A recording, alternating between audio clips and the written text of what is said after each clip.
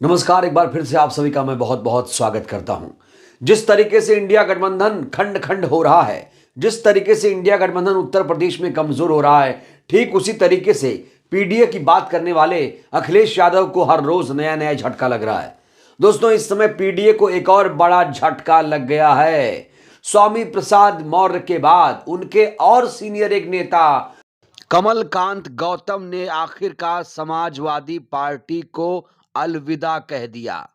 तो दोस्तों, आखिर ऐसी क्या वजह है कि पीडीए बनाने वाले अखिलेश यादव से उनके तमाम नेता जुदा हो रहे हैं? आजम खान हो या फिर स्वामी प्रसाद मौर्य हो या नया नाम कमलकांत गौतम ने गंभीर आरोप लगाया। साथ ही साथ जिस तरीके से भेदभाव किया गया है स्वामी प्रसाद मौर्य जी के साथ, उसको लेकर भी कमलकांत गौतम आहत नजर आ रहे हैं। दोस्तों, पीडीए का मतलब क्या है, पहले ये समझिए। पीडीए का मतलब होता है पिछड़ा, दलित, अल्पसंख्यक। यही गठजोड़ बनाकर समाजवादी पार्टी प्रमुख अखिलेश यादव 2024 चुनाव की बैतरणी पार करने की कोशिश कर रहे हैं, लेकिन उनको लगातार झटका लग रहा है। 2019 से अब तक या 2022 से अब तक कई सारे नेताओं ने उनको अलविदा कह दिया है। दोस्तों, निषाद पार्टी के नेता संजय निषाद हों, दारा चौहान हों, ओपी राजभर, स्वामी प्रसाद मौर्य, पल्लवी पटेल भी बहुत ज्यादा नाराज हैं। पीडीए के मुद्दे पर वो भी बहुत ज्यादा नाराज हैं। स्वामी प्रसाद मौर्य, जिन्हें बसपा का पुर्जा माना जाता है, और अब कमलकांत गौतम, कहा जाता है कमलकांत गौतम पेवर बसपाई हैं, और अब कमलकांत गौतम ने भी अखिलेश के खिलाफ बिगुल फूंक दिया है। कुल मिलाकर जो लड़ाई है आर पार की हो चली है। अब इंडिया गठबंधन की तर्ज पर अखिलेश यादव का पीडीए भी लड़खड़ा चुका है। तमाम नेताओं को अखिलेश यादव जी जोड़ नहीं पा रहे हैं। आरोप लग रहे हैं कि ये जो पार्टी है दलित विरोधी है, मुस्लिम विरोधी है, परिवारवाद चलाती है। इनकी पार्टी में 30 से 40 लोग ही हैं बस, बाकी सबको पद देते भी हैं तो उनको अहमियत नहीं दी जाती है। दोस्तों, स्वामी प्रसाद मौर्य ने जो आरोप लगाए थे वो तो आपको मालूम है कि किस तरीके से उनको अपनी बात नहीं रखने दिया जाता था। जब भी कोई बयानबाजी स्वामी प्रसाद मौर्य की तरफ से होती थी तो कहा जाता था कि ये स्वामी प्रसाद मौर्य का निजी बयान है। स्वामी प्रसाद मौर्य ने राम मंदिर की प्राण प्रतिष्ठा से लेकर रामचरितमानस, धार्मिक आडंबरों को लेकर बहुत सारे बयान दिए, लेकिन कभी भी अखिलेश यादव ने उन बयानों का समर्थन नहीं किया, और इस वजह से स्वामी प्रसाद मौर्य नाराज हैं। उन्होंने इस्तीफा दे दिया है। कहा जा रहा है कि वो अब समाजवादी पार्टी में लौटेंगे नहीं, वो किसी और पार्टी में भविष्य अपना तलाश रहे हैं। कुछ लोग कह रहे हैं कि वो बसपा में लौटने का मन बना चुके हैं।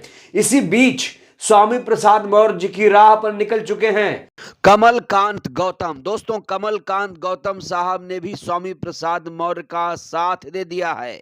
स्वामी प्रसाद मौर्य जी के समर्थन में कूद पड़े हैं और कहा है स्वामी जी के साथ भेदभावपूर्ण, पक्षपातपूर्ण व्यवहार हुआ है।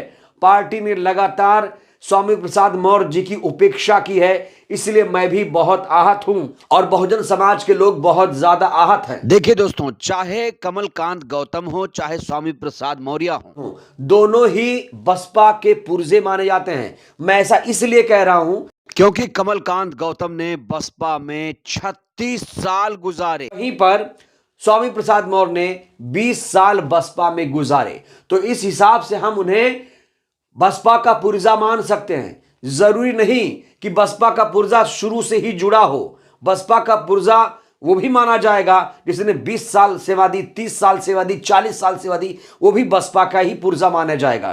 कुछ लोग हालांकि बसपा के पुर्जे को अलग अलग तरीके से परिभाषित कर रहे हैं। बसपा का पुर्जा तो वही है जो 1984 में ही जुड़ा हो, ऐसा जरूरी तो नहीं है, लेकिन लोगों की अपनी अपनी राय है।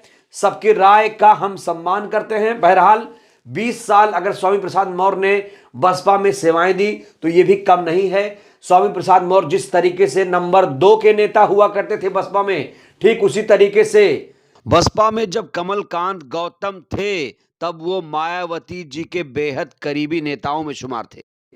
दोस्तों, जब 2007 से 2012 तक बसपा की उत्तर प्रदेश में सरकार थी तो कमलकांत गौतम उसमें वित्त मंत्री हुआ करते थे।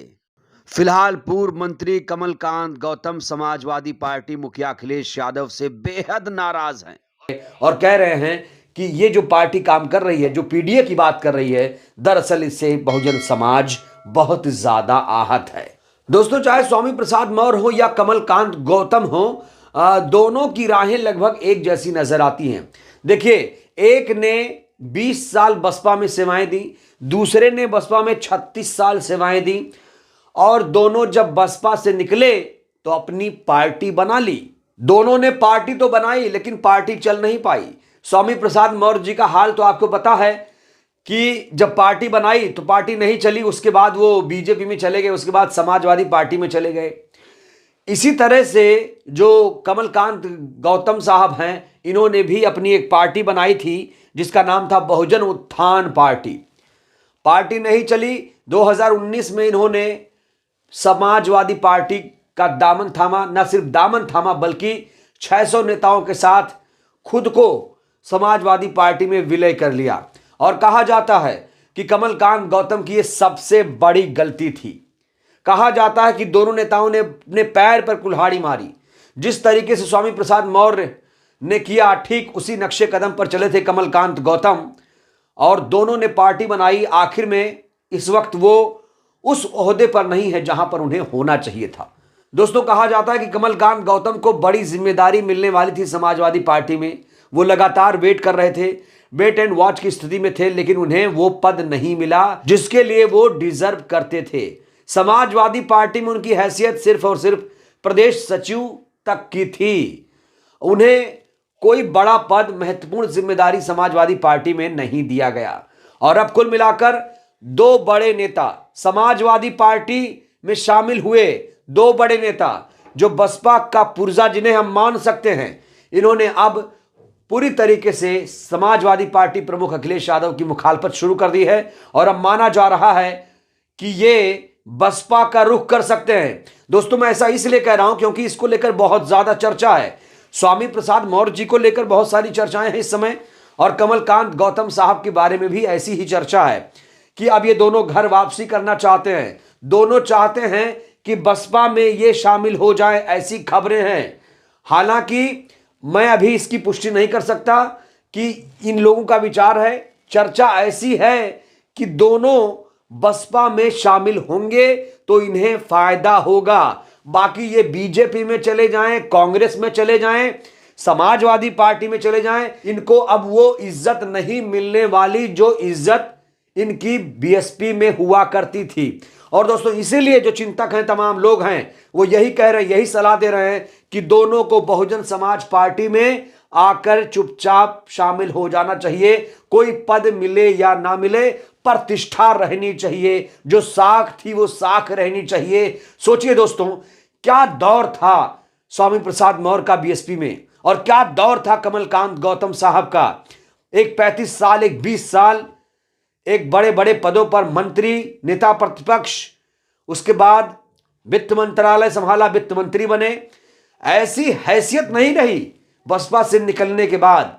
अब इसीलिए माना जा रहा है कि कमलकांत गौतम का अगला जो ठिकाना होगा वो बीएसपी हो सकता है। हालांकि दोस्तों, आखिरी फैसला तो बसपा सुप्रीमो को लेना है। ये लोग कोशिश कर रहे हैं लेकिन इसकी भनक किसी को लग नहीं रही है। गुपचुप तरीके से कोशिशें जारी हैं। कहा जा रहा है मन तो इनका लग रहा है बसपा में, लेकिन दिखाने के लिए कहीं कांग्रेस के साथ दिख रहे हैं, कहीं बीजेपी के पास जाने की कोशिश हो रही है, लेकिन इनका जो दिल है वास्तव में दोस्तों वो बसपा में ही लगा है। ये दिलो जान से चाह रहे होंगे कि बसपा एक बार फिर से, बसपा सुप्रीमो इन्हें मौका दे दे। लेकिन अब कुल मिलाकर जो फैसला है वो बसपा सुप्रीमो को लेना है।